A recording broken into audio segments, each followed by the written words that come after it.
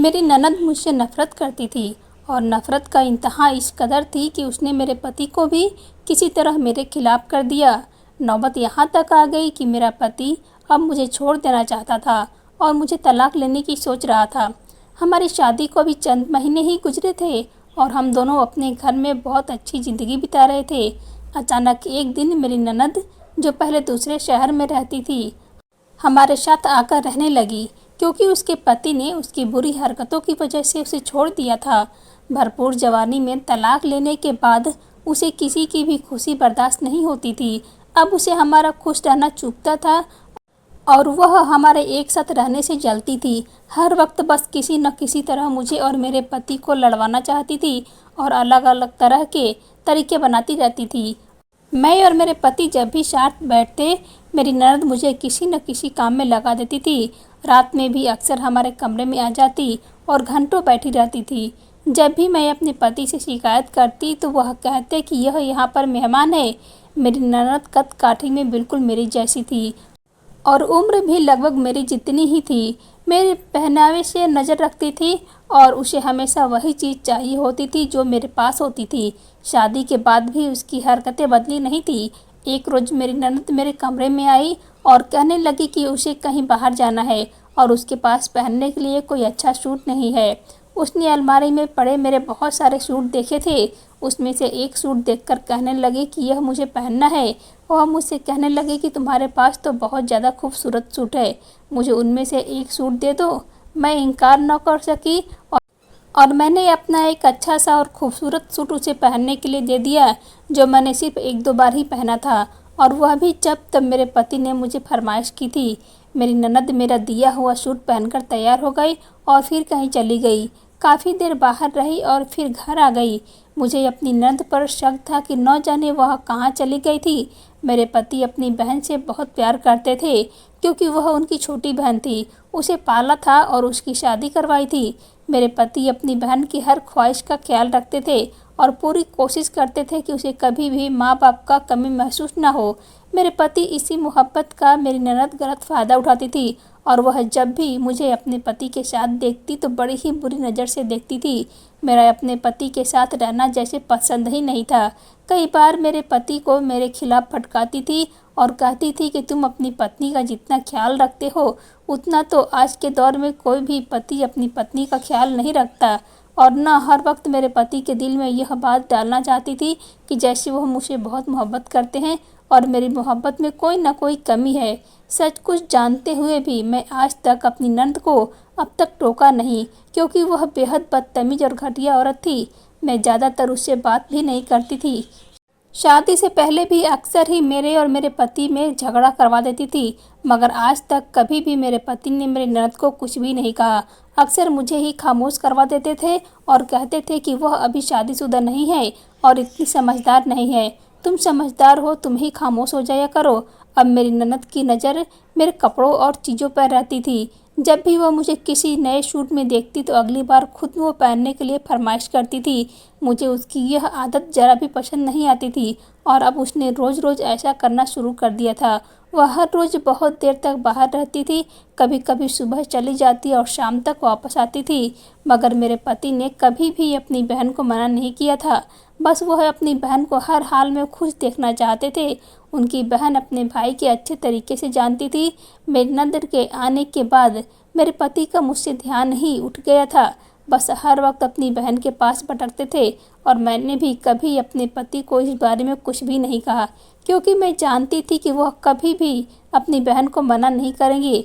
एक रोज़ मैंने डरते हुए अपने पति से कहा कि आपकी बहन जवान है और अभी कुछ ही समय तो हुआ है उसकी तलाक हुई है, कभी ना कभी तो उसका कहीं ना कहीं जाना ही है।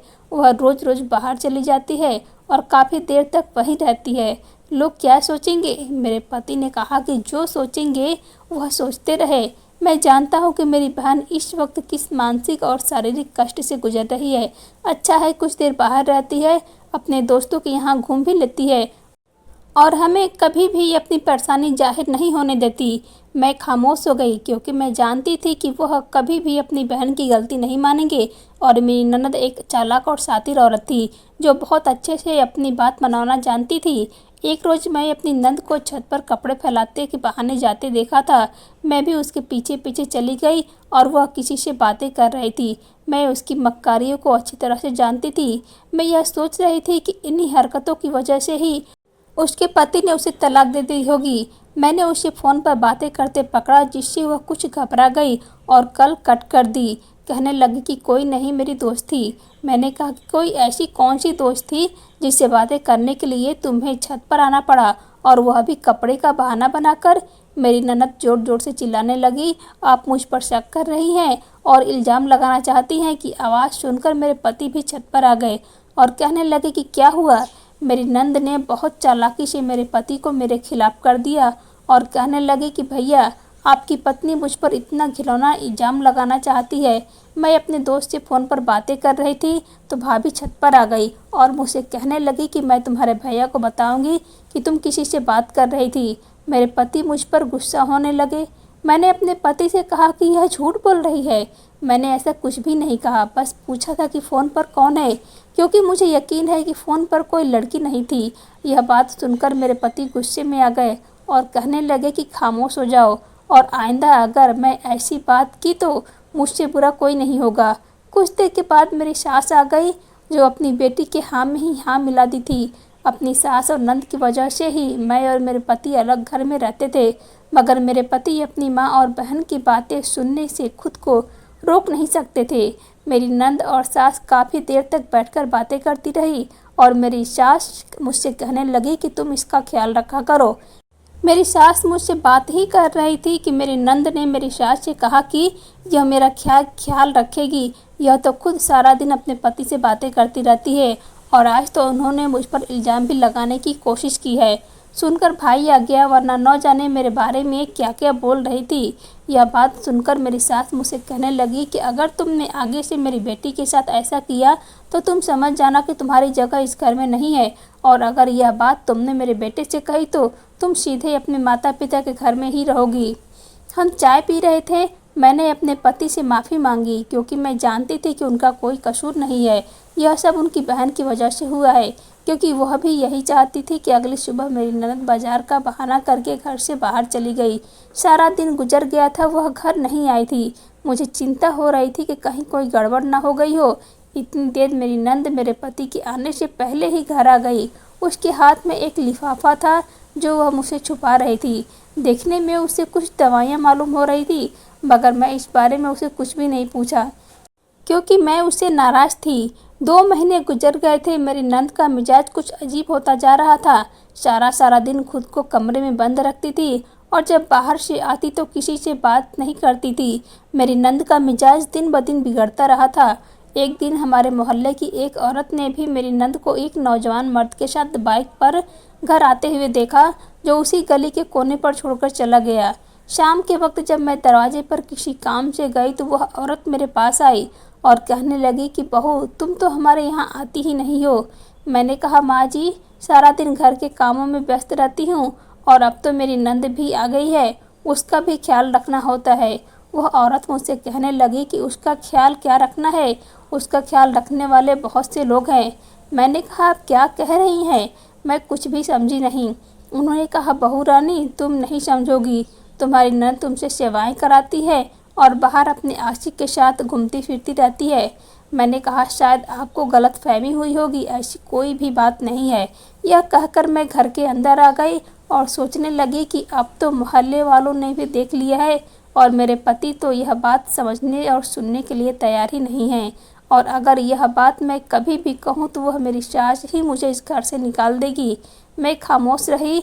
मेरे पति भी अपनी बहन की वजह से बहुत परेशान थे। वह रोज़ शाम को कुछ देर बाहर चली जाती थी और घर पर आती तो सीधे कमरे में चली जाती। मुझे शक था कि किसी न किसी के साथ इसका चक्कर है और सारा दिन उस कमरे में बंद करके फ़ोन पर बातें करती रहती है और शाम होते ही मुलाकात करने के लिए निकल जाती है। मेरे पति अपनी बहन की वजह से दिन रात परेशान रहते थे। उन्हें मेरा तो ख्याल ही नहीं था। ऑफिस से भी कॉल आती तो अपनी बहन का ही हाल ज़रूर पूछते थे, और जब घर पर आते तो उसके लिए खाने पीने का सामान लाते थे। मुझसे भी जब भी बातें करते तो अपनी बहन की ही ज़्यादा बातें करते थे कि उसकी बाकी की ज़िंदगी कैसे गुजरेगी। मैं अपने पति की इस परेशानी से परेशान होती थी कि अब मेरे पति हैं जो दिन रात बहन के लिए परेशान रहते हैं, और एक आपकी बहन है जो न जाने किससे यारी लगाए बैठी है और दिन रात उससे बातें करती रहती है।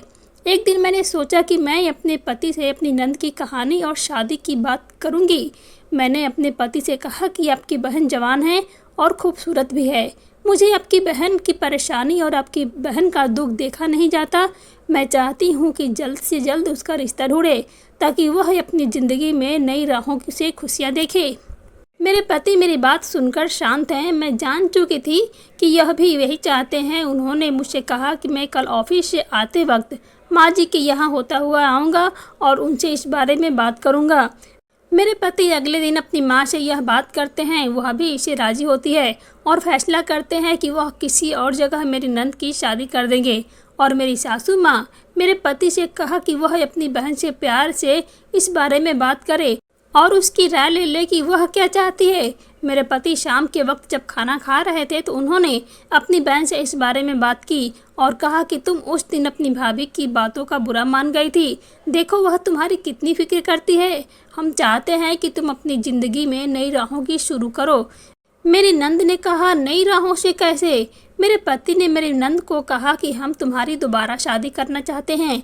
यह बात सुनकर मेरी नंद बहुत गुस्से में आ गई और कहने लगी कि भाभी तो बस मुझे जान छुड़ाना चाहती हैं। उनको मेरा यहाँ रहना पसंद नहीं है, इसीलिए वह ऐसा कह रही हैं।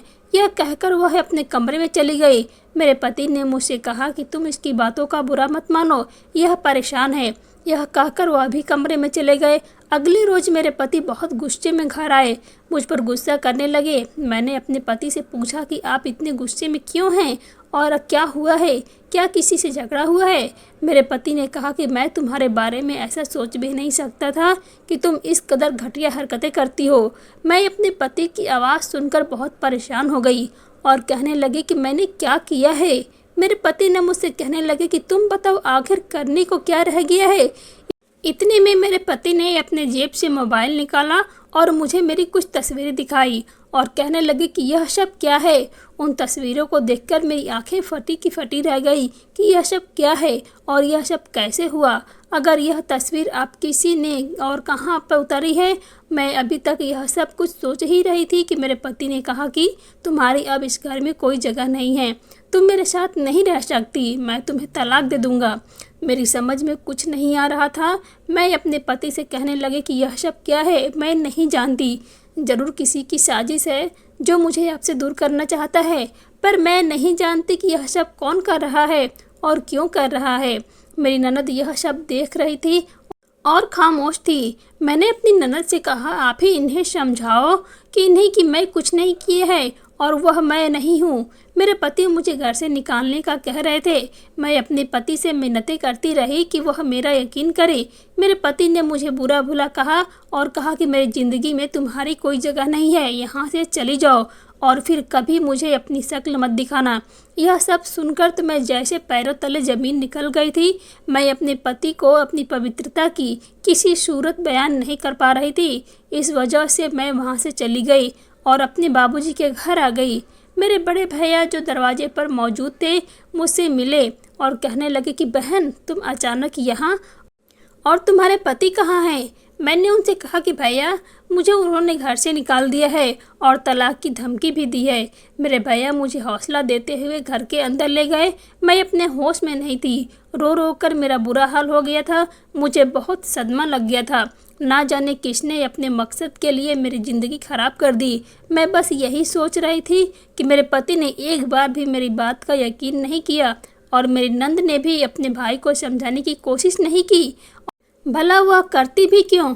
वह भी तो यही चाहती थी ताकि वह अपने आशिक से खुल्लम खुल्ला मुलाकातें कर सके, मगर वह चाहती तो यह सब होने से रोक सकती थी। और सोचती रही कि मेरे पति अपनी बहन पर कितना यकीन करते हैं। वह जो एक चालाक औरत है और मेरी एक भी बात कभी उन्होंने सुनी ही नहीं।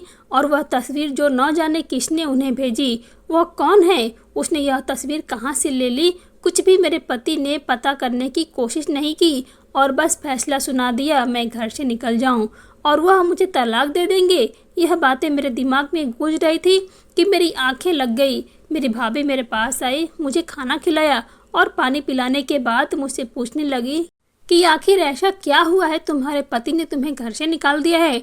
मैंने अपने भैया से भी कहा कि ना जाने किसने मेरी गलत तस्वीर उतारी है और मेरे पति को मुझ पर शक हो गया है कि मैं बाहर दूसरे मर्दों के साथ संबंध बनाए हुए हैं।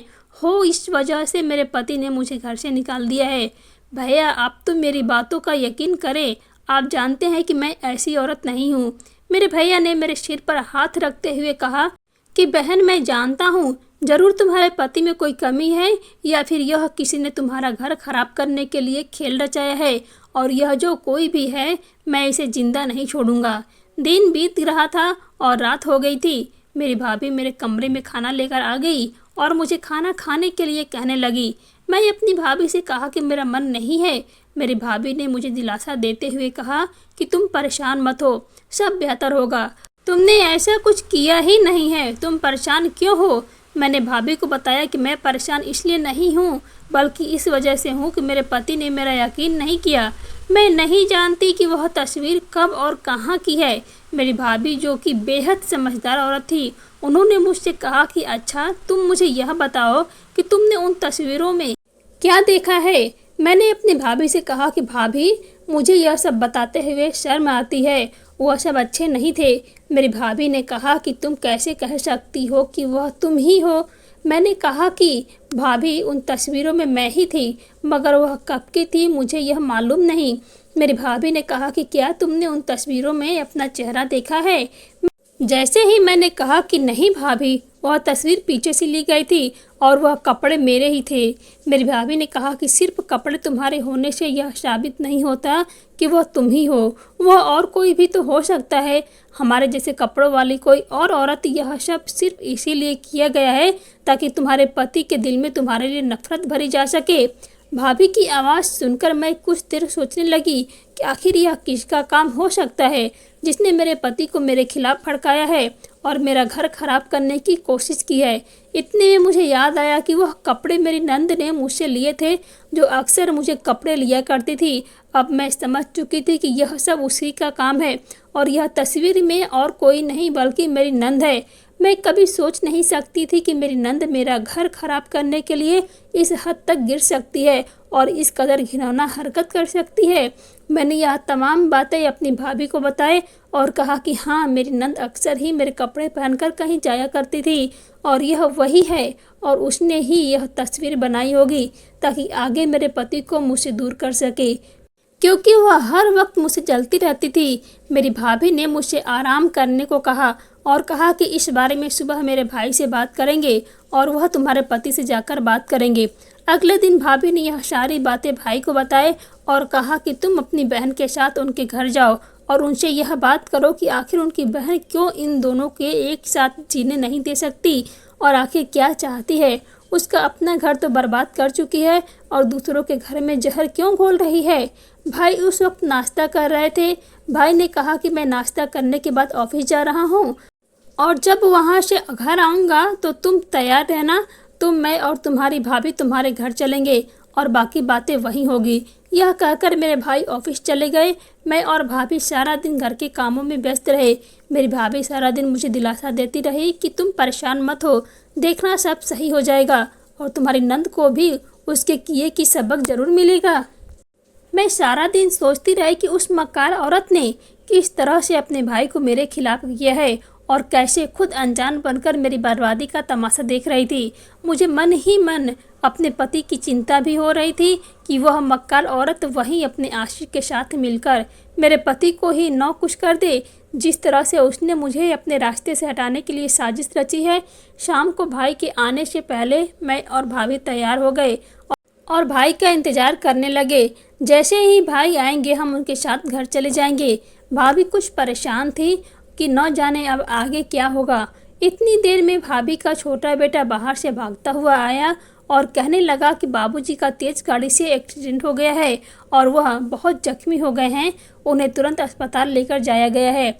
आप सभी अस्पताल चलने की तैयारी करें। मैं और भाभी जैसे हाल में थे वैसे ही तेजी से बाहर निकले और टैक्सी पकड़कर अस्पताल की तरफ चल दिए। भाभी को संभालना बहुत मुश्किल हो गया था। भाभी की परेशानी देखकर मैं अपना गम भूल गई थी और बस सारा रास्ता यही सोच रही थी कि अब क्या होगा। अगर भाई को कुछ हो गया तो मैं किसके सहारे जीऊँगी। मैं हिम्मत हार दी थी। मैं भाभी अस्पताल पहुँचे तो मेरे भाई इमरजेंसी वार्ड में थे और उनका ऑपरेशन चल रहा था।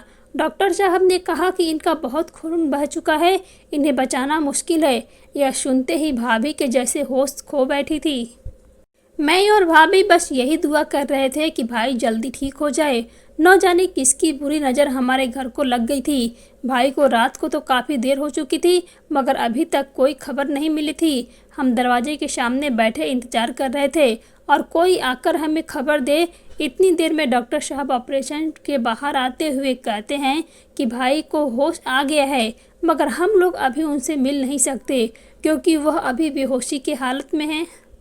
बेहतर है कि उनसे मुलाकात न की जाए और जैसे ही पूरी तरह से होश में आए तो उनसे मिलकर मुलाकात की जाए। मैं और भाभी ने डॉक्टर की बात सुनी और वहाँ इंतज़ार करने लगे। 1-1.5 घंटे के बाद भाई को होश आ गया। भाभी उनसे मिलने गई थी। डॉक्टर ने कहा था कि अब शाम तक उन्हें घर ले जा सकते हैं। भाई के साथ यह हादसा होने के बाद मैंने यह बेहतर समझा कि भाई इस सब के बारे में कोई बात न की जाए ताकि वह परेशान ना हो। इस वक्त उनके लिए आराम बहुत ज़रूरी है। परेशानी की वजह से उनकी तबीयत खराब हो सकती है। 2 दिन गुजर चुके थे। मैं परेशान होने के बावजूद अपनी परेशानी छुपा रही थी ताकि मेरी वजह से किसी को तकलीफ़ ना हो। एक दिन दोपहर के बाद जब मैं रसोई में खाना बना रही थी तब दरवाजे पर दस्तक महसूस हुई। मैंने दरवाज़ा खोला तो वहाँ एक डाकिया था जिसने मेरे हाथ में एक लिफाफा दिया और चला गया। लिफाफा पकड़ाया था जो मेरे घर का पता था। मैं समझ गई थी कि मेरे पति ने मुझसे कोई खत लिखा है, शायद वह मुझे वापस बुलाना चाहते हैं। मैंने जैसे ही लिफाफा खोला और पढ़ा तो मेरी आंखें फटी की फटी रह गई। वह तलाकनामा था जो मेरे पति ने मुझे भेजा था, जिसे पढ़कर मैं बेहोश हो गई। मुझे बेहोश देखकर भाभी का बेटा घर के अंदर गया और कहने लगा कि बुआ बाहर बेहोश हैं। इतने में मेरी भाभी ने मुझे ज़मीन पर पड़ा देखा तो भाग आई और मुझे होश में लाया। होश में आते ही मैं अपनी भाभी से लिपटकर रोने लगी और कहने लगी कि भाभी वह कैसे कर सकते हैं। उन्होंने एक बार भी मुझसे नहीं पूछा और ना ही इस बात की गहराई में जानने की कोशिश की। यह कहते हुए मैं घर से बाहर निकली और अपने घर की तरफ जाने लगी। मेरी भाभी पीछे से लगातार मुझे आवाज़ देकर रोकते हुए कह रही थी मगर मैं किसी की एक न सुनी और आखिरकार अपने घर पहुंच गई। मेरे पति कमरे में बैठे थे और मेरी नंद रसोई में मौजूद थी। मैंने पलटते हुए अपने पति से कहा कि आपने मेरी ज़िंदगी तबाह कर दी है। आपने अपनी बहन के करतूत का दोष मुझ पर मारा है। यह सुनकर मेरे पति गुस्से में उठे और कहने लगे कि तुमने अगर मेरी बहन के खिलाफ कुछ कहा तो मैं तुम्हें जिंदा नहीं छोड़ूंगा। मैंने कहा जिंदा तो मैं अब भी नहीं हूँ। एक पत्नी अपने पति के साथ इतना वक्त गुजारती है और अगर उसका पति उसे पर यकीन ना कर सके तो एक पत्नी के लिए इससे बड़ा दुख क्या हो सकता है। मैंने अपने पति से कहा कि वह जो तस्वीर आपने मुझे दिखाई थी वह मैं नहीं थी बल्कि आपकी बहन थी जिसने मुझ पर गलत आरोप लगाए हैं, क्योंकि अब मैं आपके साथ नहीं रह सकती। अपनी खुद की करतूत से आपकी बहन अपना घर बर्बाद कर लिया है और उन्हें करतूत का इल्ज़ाम मुझ पर मारकर मेरा घर भी तबाह कर दिया है। यह सुनकर मेरे पति को गुस्सा आ गया और कहने लगे कि तुम कौन होती हो मेरी बहन के बारे में इस तरह की बातें करने वाली। इतने में मेरी नंद जो रसोई में मौजूद थी कहने लगी कि तुम यह सब क्या कह रही हो, मैंने ऐसा कुछ नहीं किया है। हाँ, यह सच है कि जब मेरा भाई तुमसे मोहब्बत करता था तो मुझे अच्छा नहीं लगता था क्योंकि मैं अपने पति की मोहब्बत को बहुत याद करती थी, मगर मैंने कभी भी ऐसा नहीं कहा कि तुम दोनों अलग हो जाओ। जो मैंने कहा कि देखो अपने भाई से पूछो कि उसने जो तस्वीर मुझे दिखाई थी वह कौन थी और वह तस्वीर में मैं नहीं तुम हो और यह तुम्हारी तस्वीर है जिसे देखकर तुम्हारा भाई ने आज मुझे तलाक का नाम भेजा है। यह सुनकर मेरे पति ने अपना मोबाइल फ़ोन जब जेब से निकाला और उन तस्वीरों को ध्यान से देखने लगे। कुछ देर में गौर करने के बाद उन्होंने देखा कि उस तस्वीर के हाथ में एक ब्रेसलेट बंधा था जो उनकी बहन का है। यह सच देखकर मेरे पति एक जोरदार थप्पड़ अपनी बहन के मुंह पर मारा और कहने लगे कि यह सब क्या है और तुमने यह सब क्यों किया। मेरी नंद एकदम खामोश हो गई और कहने लगी कि मैं यह सब नहीं किया और मैं नहीं जानती कि यह मेरी तस्वीर किसने और क्यों उतारी है। हाँ, मैं रोज़ करीबी क्लब में जाया करती थी। मैं वहाँ घूमने नहीं बल्कि सिर्फ इसीलिए जाया करती थी क्योंकि यहाँ पर मेरे पति जिन्होंने मुझे तलाक दिया है वह हर रोज़ आते थे। मैं सिर्फ उन्हें देखने के लिए वहाँ जाया करती थी और मेरा रिश्ता अभी भी उनसे कायम है क्योंकि मैं उनके बच्चे की माँ बनने वाली हूँ। यह बात मैंने आप लोगों से इसीलिए छुपा रखी थी क्योंकि मैं चाहती थी कि मैं खुद अपने पति से मिलूं और उन्हें समझाऊं। मैं जानती हूँ कि उन्होंने मुझे मेरी बुरी हरकतों की वजह से छोड़ा था, मगर जब से मुझे यह मालूम हुआ है कि मेरे गर्भ में उनका बच्चा है, मैंने कभी नहीं चाहा कि मेरा बच्चा जब इस दुनिया में आए तो अपने पिता की मोहब्बत से महरूम रहे। मैं उनकी वजह से माँ बनी। मेरे पास इतने अच्छे खूबसूरत कपड़े नहीं थे। तलाक के बाद मैं अपने सारे सूट बहुत ज़्यादा कर लिए थे और अब जब मैं तुम्हारे पास अच्छे खूबसूरत सूट देखे तो मैं अपने पति को प्रभावित करने के लिए रोज़ाना तुमसे कपड़े लेकर वह पहनती और चली जाती ताकि मेरे पति कम से कम मेरी तरफ ध्यान दे और वह मुझे दोबारा से उसी नज़र से देखने लगे जिस तरह वह मुझे पहले देखते थे और मुझे कहने लगे कि मैं जानती हूँ कि मैं तुम्हें बहुत तकलीफ़ पहुँचाई है और जब मैं आप दोनों को एक साथ देखती थी तो मुझे बहुत बुरा लगता था, बल्कि मैं अपने पति के साथ बिताए हुए वक्त को याद करती थी और आप दोनों से जलती थी और मौका देखकर अलग करना चाहती थी। मैं आपसे अपनी गलती की माफ़ी चाहती हूँ। यह सुनकर मेरे पति ने अपनी बहन से पूछा कि अगर ऐसी बात है तो यह तस्वीर किसने उतारी और यह मुझे क्यों भेजी है। आखिर मैं इन सब का क्या मतलब समझूं? मेरी नंद ने कहा कि मैं यह सब नहीं जानती कि मेरी तस्वीर किसने और क्यों उतारी है और आखिर इसका क्या मकसद है। मेरे पति उसके नंबर पर संपर्क करते हैं जिस नंबर से यह तस्वीर आई होती है। वह फ़ोन बंद आ रहा था। मेरे पति ने इस बारे में तस्वीर निकालने की आखिर यह कौन है जो मुझे मेरी पत्नी से दूर करना चाहता है? कौन उसने मेरी बहन को तस्वीर निकालकर मुझे भेजी है?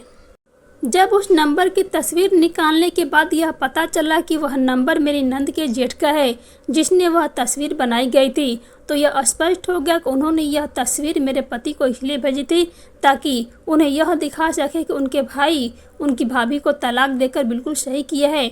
उनकी पत्नी क्लब में गैर मर्दों के साथ गुलजार उड़ा रही थी। उन्होंने यह तस्वीर केवल मेरे पति को ही नहीं बल्कि मेरे नंद के पति को भी भेजी थी ताकि उन्हें यह विश्वास दिला सके कि उन्होंने जो मेरी नंद को तलाक देने का फैसला किया था वह गलत नहीं था और वह यह भी जानते थे कि मेरी नंद मां बनने वाली है। वे उसके पति को यह साबित करना चाहते थे कि उनकी पत्नी उनके बच्चे की नहीं बल्कि किसी और के बच्चे की मां बनने वाली है।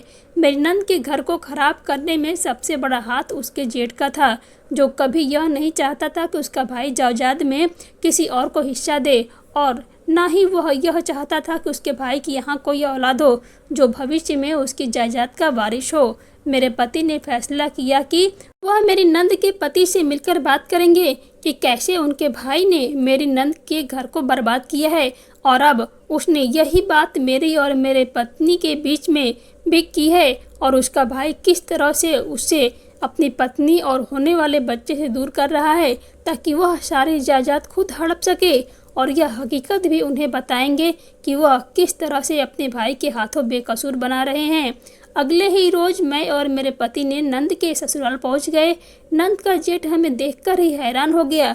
शायद वह जान चुका था कि अब वह कोई और चाल नहीं चल सकता। घर के अंदर दाखिल होते ही हमारी मुलाकात मेरी नंद के सासू माँ से हुई। हमने उन्हें यह सारी बात बताई। उन्होंने अपने दोनों बेटों को बुलाया और अपने बड़े बेटे से इस शर्मनाक हरकत के बारे में पूछा। काफ़ी देर तक वह अपनी बात से मुकरता रहा और यह कहता रहा कि उसने ऐसा कुछ नहीं किया है, पर ज़्यादा देर तक सच्चाई छुप नहीं सका। उसकी पत्नी कहने लगी कि हाँ, आप लोग जो कह रहे हैं वह सच है। उसने अपने पति की तरफ देखकर कहा, मैं आपका किसी चीज़ में साथ नहीं दूंगी।